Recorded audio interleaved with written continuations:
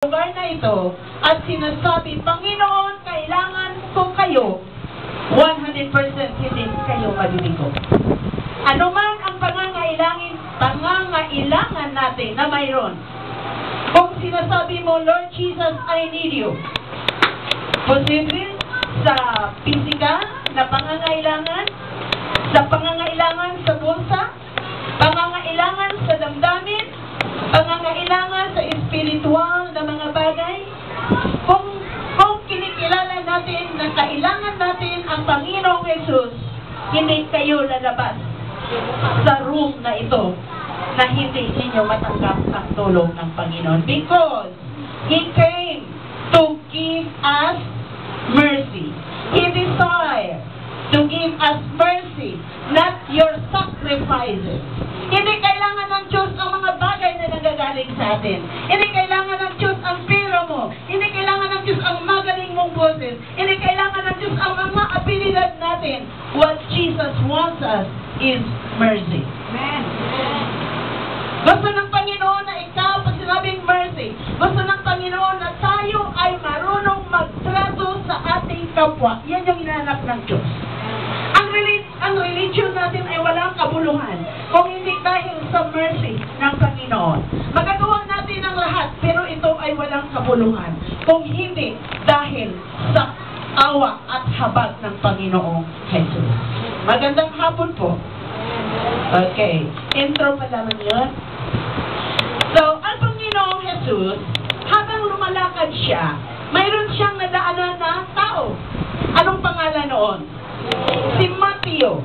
Walang Mateo dito. Anong trabaho ni Mateo? Collector. Bakit sinasabi si Mateo na makasalanan? Nagtatrabaho nga siya, tax collector. Bakit? Makasalanan ba ang mayroong trabaho? Hindi. Bakit sinasabi na makasalanan si Mateo? Dahil hindi niya ginagawa ng tama ang kanyang trabaho.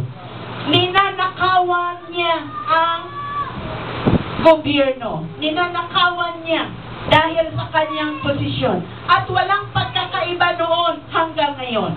Kaya nagkaganito ang sitwasyon ng Pilipinas dahil sa korupsyon na nangyayari sa ating gobyerno. Pero mayroon tayong kasagutan. Jesus is the answer. Amen? Amen. Jesus is the answer kung ang mga tao lamang ay magsisisi na nangangailangan ng tulong. Na sabihin, Lord, ayaw ko nang mangurakot. Saan ba nagsisimula yung korupsyon? Nanggagaling sa bahay. Anak, bili ka ng suka. Ito yung suhol mo. Pag walang suhol, hindi ka bibili. Hanggang sa lumaki na. At nagtatrabaho na. Patuloy pa rin na nangungurakot. Dahil yan yung kinagisnan.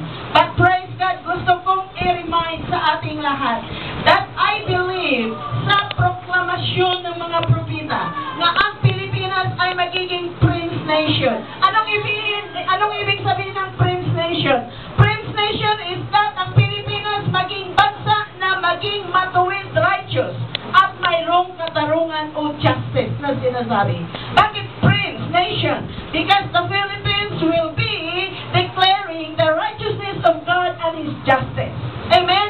Sa ngayon, sabi ko, mahirap natin makikita. Ngunit pag sinabi ng Lord, wala kang magagawa. Sa kanyang pamamaraan, sa kanyang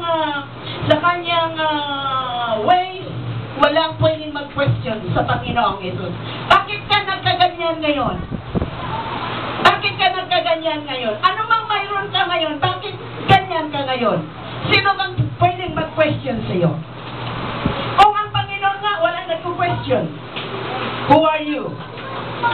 Na magtanong kung bakit ka ganyan. Kung mayroon tayong question, isa lang yung makakasagot. Lord, bakit? Anong kailangan ko? Dapat ang Lord ang may karapatan na magtanong, bakit anak ko? Ganyan ka. Anong kailangan mo? Simple lang naman gusto ng Panginoon, Lord, I need you. Yan ang gusto ng Panginoon. So habang lumalakad siya, nakita niya si Mateo. Ito ang maganda. Si Mateo ay kilala na makasalanan. Yes. Pero Hindi kaya kilala ni Jesus yung trabaho ni Mateo? Bakit sinabi niya, sumunod ka sa akin?